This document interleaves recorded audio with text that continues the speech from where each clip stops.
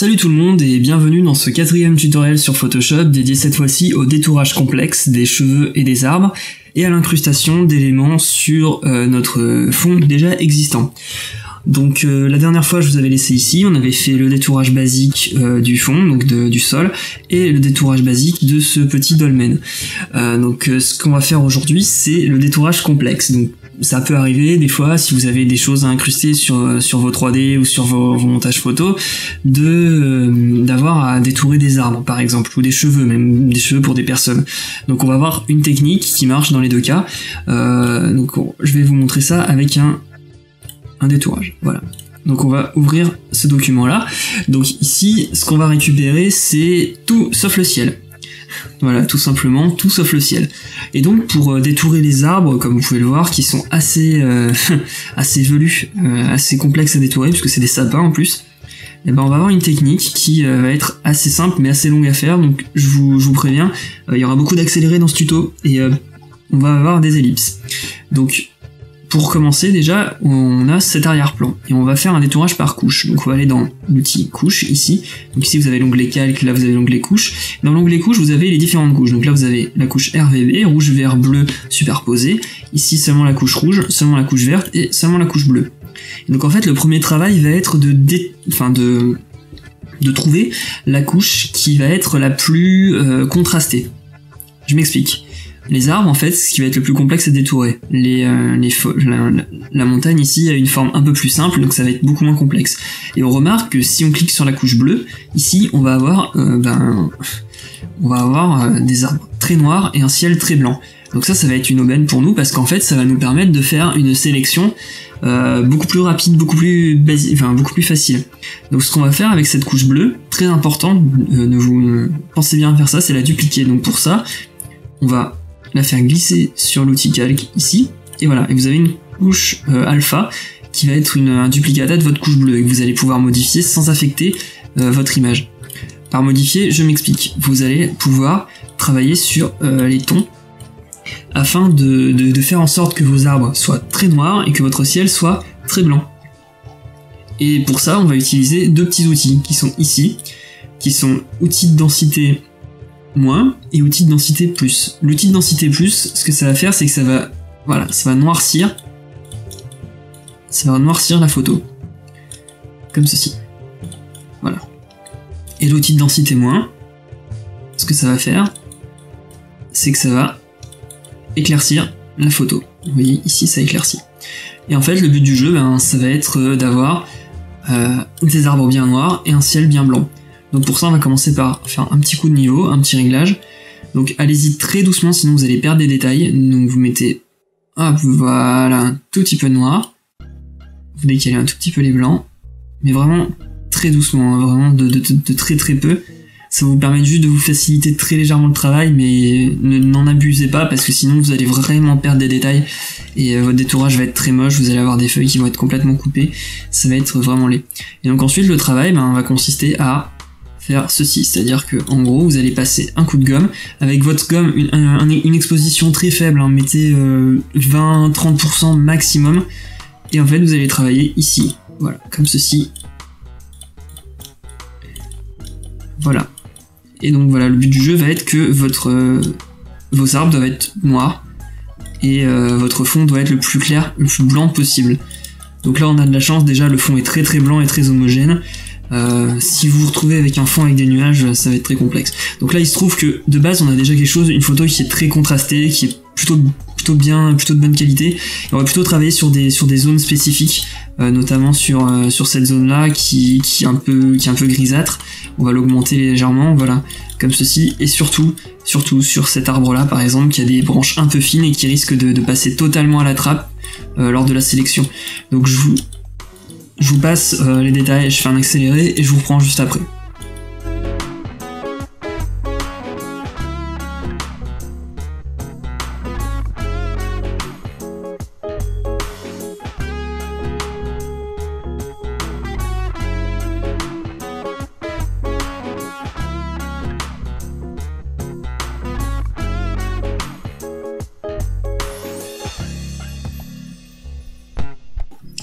Et voilà. Donc une fois que vous avez une image comme ceci qui est assez contrastée pour que le ciel se détache bien des arbres, et ben tout simplement ce que vous allez faire c'est une sélection plage de couleurs. Et vous faites comme ceci, c'est-à-dire que vous allez prendre la partie blanche et voilà, avec une certaine tolérance. Donc là j'ai mis 75%, c'est plutôt pas mal. Et vous allez donc cliquer sur OK. Et ensuite, très important, vous n'oubliez pas de revenir ici sur RVB. Donc ce que vous pouvez faire avant si vous avez peur, c'est vous désélectionnez, vous faites un CTRL-J pour travailler exclusivement sur un autre calque et garder votre calque de base comme ceci. Si vous voulez, ça peut être bien. Donc vous allez retourner ici, vous faites une sélection, plage de couleurs, voilà. Voilà. Et ensuite, vous allez faire un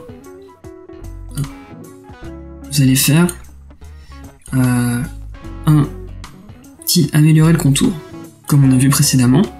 Toujours améliorer le contour. Donc cette fois-ci, on va plutôt avoir tendance à utiliser voilà, sur blanc. Donc en fait, ça va vous permettre de voir un peu où est-ce que ça risque de rogner. Donc vous allez faire un léger contour progressif. Allez-y vraiment doucement là ce coup-ci par contre.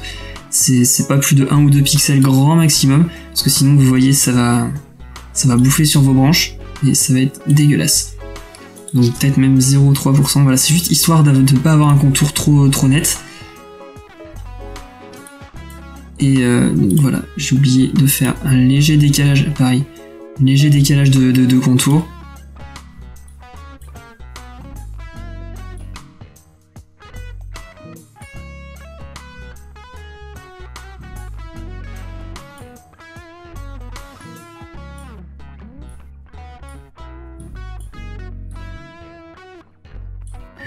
Voilà, pareil, de pas grand chose, histoire de ne pas avoir... voilà. Et donc là, vous faites un supr, et voilà. Vous avez fait un détourage complexe. Donc ensuite, ce que vous avez à faire tout simple, c'est que vous allez maintenir CTRL, et vous allez cliquer ici sur le petit icône, et ça va vous permettre de sélectionner entièrement tout ce que vous avez. Vous faites un CTRL-C, et un CTRL-V, voilà, comme ceci. Donc où est-ce qu'on va positionner ça ? Non, je peux pas faire de masque d'écrêtage.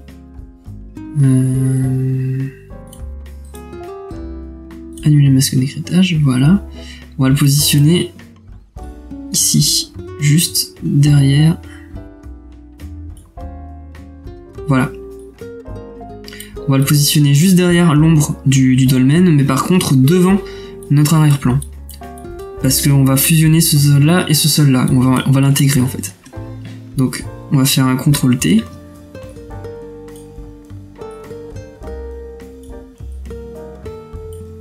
Hein, on va le faire à peu près comme ceci. De manière à ce que ça s'accorde à peu près en termes de courbe. Voilà l'harmonie. L'harmonie de la chose. Voilà.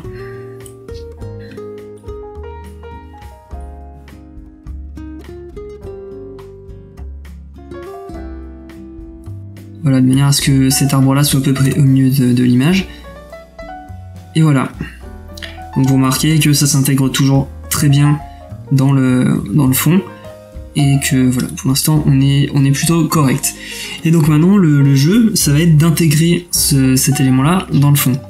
Donc pour ça, en fait, ce qu'on va faire, c'est qu'on va modifier sa teinte et sa saturation. Donc on va être dans réglage, teinte saturation. On remarque que c'est nettement plus saturé que son compère de droite, donc on va le désaturer légèrement. Voilà, à peu près comme ça. On va légèrement modifier la teinte aussi, puisqu'on remarque que celui de gauche est nettement plus rouge que celui de droite, qui est un peu plus, qui tape un peu plus dans les verts. Voilà. Ok. Donc voilà, là c'est plutôt pas mal. Ça c'est plutôt pas mal. Un dernier petit coup de réglage par exemple sur l'exposition. Voilà, qui...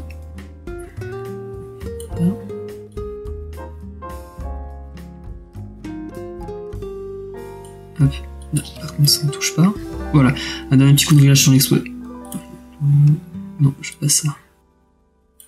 Voilà, un dernier petit coup de réglage sur l'exposition. Et voilà, là on est plutôt correct. Donc ensuite, ben, tout le truc, ça va être de travailler sur le sol. Donc on va s'arrêter à peu près à ce niveau-là, et ensuite on fera l'autre partie quand on aura intégré la deuxième partie de droite. Donc pour ça, en fait, ce qui va être bien, ça va être de créer un nouveau calque, et d'y aller au tampon de duplication, donc avec une brush. Donc pareil, je vous mettrai les brushes dans la description de la vidéo, avec une brush d'arbre, donc une brush végétale comme celle-ci par exemple. Ouais, c'est très bien ça c'est très bien. Et donc de dupliquer cette partie là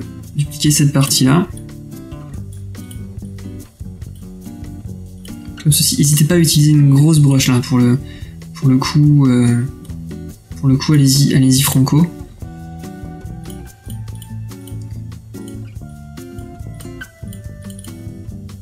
Voilà. Qu'est-ce qu'on peut avoir d'autre? Voilà, on peut avoir celle-ci aussi.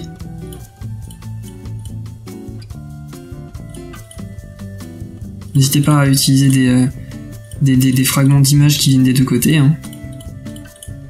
Voilà. Et faites bien la bordure comme ceci, hein. Donc là vous avez une brush qui fonctionne bien pour ça, c'est celle-ci, voilà. On va légèrement diminuer un peu quand même, faut pas déconner. Voilà, en 800 c'est parfait.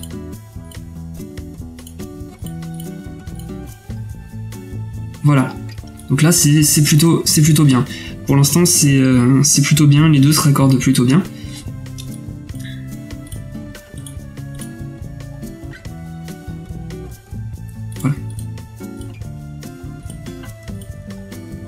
Voilà, comme ceci. Et maintenant on va s'occuper de la partie droite. Donc comme vous avez pu remarquer, la partie droite était un peu différente de l'autre quand on a regardé sur l'image. Donc la partie droite, en fait, elle provient de cette ressource-là, qui, je me suis rendu compte en préparant le tutoriel, était assez complexe à détourer, du fait qu'en fait le contraste est vraiment mauvais. C'est-à-dire qu'en fait on a beau chercher dans les couches, on constate que même sur la couche bleue, qui devrait être la couche la plus contrastée, en fait il n'y a pas énormément de contraste. Donc l'idée, ça va être soit de rajouter du contraste, mais on va perdre dans la qualité de l'image, soit quand même de faire un détourage à partir de la couche bleue, donc en dupliquant comme ceci, et en travaillant vraiment tout doucement, voilà, comme ceci, avec du densité de couleur plus et densité de couleur moins. Donc ça, c'est, voilà, ce détourage là est nettement plus complexe. C'est vraiment, si vous avez envie de vous y mettre pendant un bon moment. Sinon, ce que je ferai, c'est que je vous donnerai l'élément déjà détouré, donc Autumn Walk 4, voilà, celui-ci, déjà pré-détouré, que j'ai déjà fait il y a quelques temps. Voilà. Et là, il est déjà détouré, je vous le mettrai dans la description pour vous éviter des heures et des heures et des heures de travail.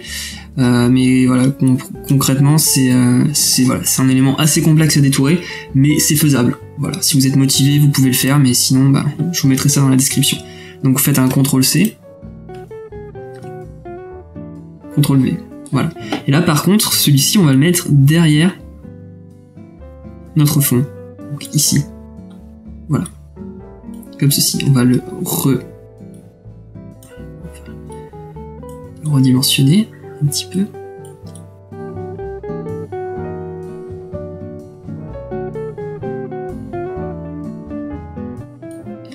Et voilà, maintenant on l'a redimensionné. On l'a positionné. Voilà, comme ceci. Donc là voilà, il a été positionné, redimensionné. Donc par contre, on remarque que ça bave un petit peu sur la montagne. Donc ce que vous pouvez faire déjà, c'est avec un coup de lasso polygonal, ici, hop, supprimer ça. Voilà, déjà ça bave moins par-dessus la montagne. Ok, donc maintenant ce que vous allez faire, c'est supprimer ce gros sapin en premier plan. Donc pour ça, vous allez aller sur le calque en question et mettre un coup de gomme à peu près jusqu'au niveau de l'aplomb de la falaise, comme ceci. Donc vous allez utiliser une gomme basique, ronde, voilà, et vous effacez, voilà, à peu près jusqu'à ce niveau-là, jusqu'au niveau de l'aplomb de la falaise. Et ensuite, au niveau de l'aplomb de la falaise, ce qu'on va faire, c'est qu'on va un peu la reconstituer, cette falaise. Donc pour ça, vous allez, comme ceci, avec un lasso polygonal, assez grossièrement, voilà, faire ça. Hop, utiliser un coup de sélection. Vous allez créer un nouveau calque, donc je l'ai déjà créé machinalement. Et vous allez avec une brush ronde, classique, avec un coup de tampon de duplication, en fait, dupliquer ce bas de montagne. Donc en utilisant ces ressources-là, voilà. Comme ceci.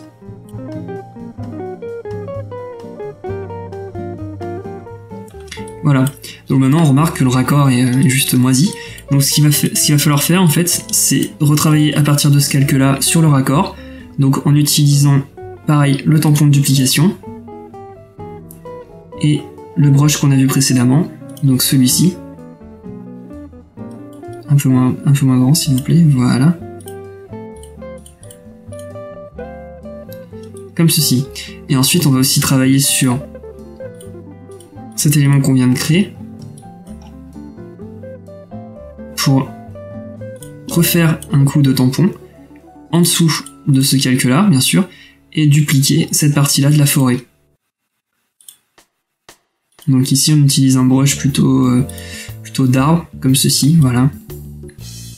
J'ai un brush d'arbre mort un peu pour faire des branches un peu style sapin.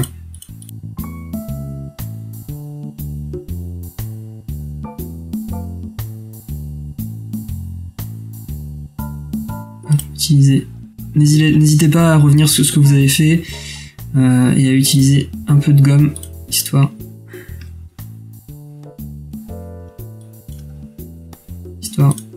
de cleaner un peu votre travail. Voilà. Parce que là c'était vraiment sale.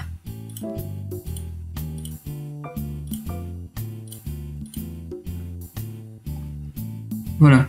Là, c'est nettement plus propre. Donc voilà, vous avez réussi à intégrer, comme il faut, les deux fonds. Ensuite, ici, bah, vous pouvez aller avec un coup de gomme, nettoyer un peu, ici avec une grosse gomme, comme ceci, ce fond-là. Donc là, il faut bien se mettre sur le bon calque, évidemment. Donc voilà, sur ce calque-là, vous pouvez venir nettoyer comme ceci, et finir avec une brosse, plutôt une brosse végétale, voilà.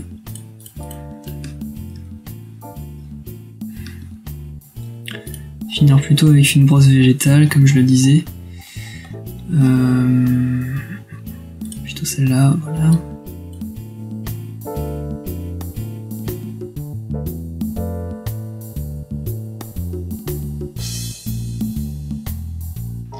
Voilà. Cet élément-là va se fondre dans le ciel plus tard. Et ensuite, le dernier truc à faire, c'est ici, on remarque que la falaise est un peu claire en fait dans la forme. Donc ce que vous allez faire, c'est que vous allez désactiver tous les calques sauf ce calque là, donc comme ceci, voilà, voilà, voilà, voilà. Et vous allez un peu assombrir la falaise. Donc pour ça, ce que vous allez faire, c'est que vous allez cliquer sur votre calque pour la falaise, voilà.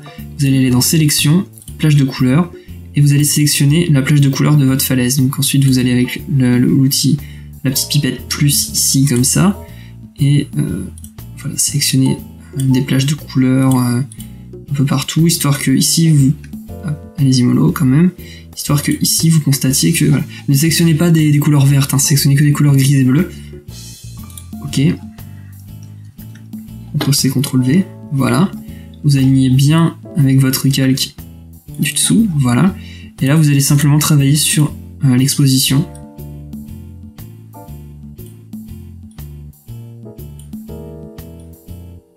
Les contrastes. Donc vous pouvez réactiver vos autres calques hein, si vous le voulez.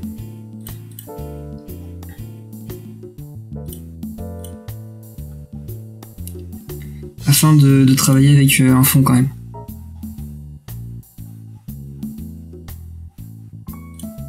Donc on était sur ce fond là. Image, réglage, petit coup de niveau.